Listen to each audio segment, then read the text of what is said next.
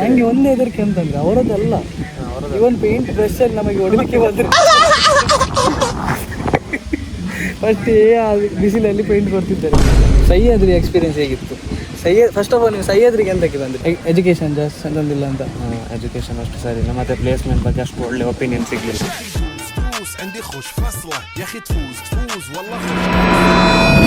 Guys, ಇವತ್ತು ನಾವು ತೇಜಸ್ನೊಟ್ಟಿಗೆ ಕಾಲೇಜಿಗೆ ಬಂದಿದ್ದೀವಿ. ರಿಪೋರ್ಟ್ ಸಬ್ಮಿಷನ್ ಇತ್ತು. ರಿಪೋರ್ಟ್ ಸಬ್ಮಿಷನ್ಗೋಸ್ಕರ ನಾವು ಬಂದಿದ್ದೀವಿ ಗಾಯ್ಸ್. ನೋಡಿ ಸೀನರಿ ನೋಡಿ ಹೇಗೆ ಅಂತಲ್ಲ, ಅಲ್ಲಿ ದೂರದಲ್ಲಿ ನಿಮಗೆ ಇದು ಕಾಣ್ಬೋದು, ನೇತ್ರಾವತಿ ನದಿ ಅಲ್ಲ ಅದು.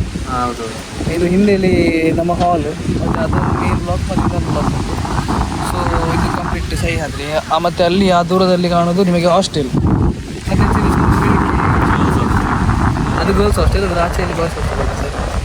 ಎಸ್ ಇವರು ಇದ್ದ ಕಾರಣ ನನಗೆ ಸ್ವಲ್ಪ ಇಂಜಿನಿಯರಿಂಗ್ ಈಸಿ ಆಗಿದೆ ಮಾಡಿ. ಸತ್ಯವಾದ ಮಾತು. ಈಗ ನಿಮಗೆ ಎಂತ ಇದರಲ್ಲಿ ಕಾಣ್ತುಂಟು, ಅದನ್ನು ದೊಡ್ಡ ಸ್ಟೇಡಿಯಂ ಮಾಡಲಿಕ್ಕಿದ್ದಾರೆ ಅಂತೆ. ಎಷ್ಟು ಮಟ್ಟಿಗೆ ಮಾಡ್ತಾರೆ ಅಂತ ಗೊತ್ತಿಲ್ಲ, ಎಷ್ಟು ವರ್ಷ ತಗೋದು ಸಹ ಗೊತ್ತಿಲ್ಲ.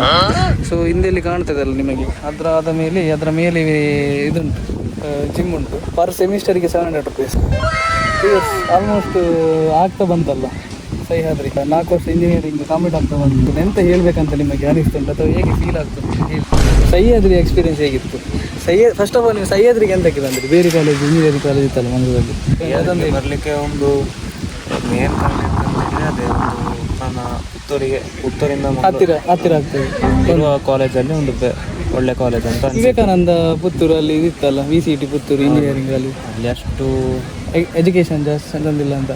ಎಜುಕೇಶನ್ ಅಷ್ಟು ಸರಿ ಇಲ್ಲ, ಮತ್ತು ಪ್ಲೇಸ್ಮೆಂಟ್ ಬಗ್ಗೆ ಅಷ್ಟು ಒಳ್ಳೆ ಒಪಿನಿಯನ್ ಸಿಗಲಿಲ್ಲ. ಪ್ಲೇಸ್ಮೆಂಟಿಗೋಸ್ಕರ ಇವರು ಪುತ್ತೂರಲ್ಲಿದ್ದ ಕಾಲೇಜನ್ನು ಬಿಟ್ಟು ಅಡ್ಯಾರ್ ಕಾಲೇಜಿಗೆ ಮಂಗಳೂರಿಗೆ ಬಂದರು. ಮತ್ತು ಮಂಗಳೂರಲ್ಲಿ ಸುಮಾರು ಕಾಲೇಜ್ ನೋಡಿದೆ, ಮತ್ತು ಇದು ಪುತ್ತೂರಿಗೆ ಇದರಲ್ಲಿ ಹತ್ತಿರ ಆದ ಕಾರಣ CETಯಲ್ಲಿ ಇದನ್ನು ಆಪ್ಷನಿಗೆ ಹಾಕಿದ್ದು. ನೀವು ಸಹ್ಯಾದ್ರಿ ಸೇರಿದಾದ್ಮೇಲೆ ನಿಮಗೆ ಅವತ್ತು ಬೆಸ್ಟ್ ಅಂತ ಆಯ್ತಾ? ಓಕೆ ಅದು ವರ್ಷ ಯಾಕೆ ಅದು ಸೇರಿದೆ ಅಂತ ಆಗಿದೆ, ಅಂದರೆ ತುಂಬ ಸಲ ಆಗಲಿಲ್ಲ, 2-3 ಸನ್ನಿವೇಶಗಳಲ್ಲಿ ಹಾಗೆ ಅನಿಸಿದೆ ಯಾಕೆ ಸೇರಿದು ಅಂತ ಎಲ್ಲ.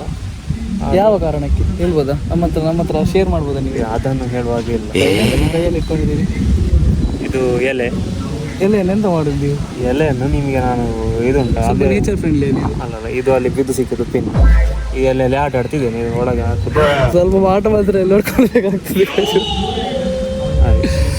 ಇದನ್ನು ಈಗ ಒಳಗೆ ಹಾಕಿದರೆ ಇದರಲ್ಲಿ ಕೊಟ್ಟಿಗೆ ಮಾಡಲಿಕ್ಕೆ ಆಗ್ತದೆ. ಕೊಟ್ಟಿಗೆ ಅಂದರೆ ಅದು ಹಲಸಿನ ಎಲೆಯಲ್ಲಿ ಮಾಡಿ ಅದರಲ್ಲಿ ಇಡ್ಲಿ ಮಾಡಲಿಕ್ಕೆ ಆಗ್ತದೆ.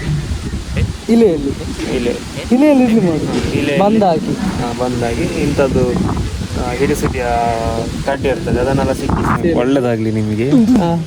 ಆದಷ್ಟು ಬೇಗ ನಿಮ್ಮ ಯೂಟ್ಯೂಬ್ ಚಾನಲ್ 1,000 ದೊಡ್ಡ ಮಟ್ಟಿಗೆ ಬೆಳೀಲಿ.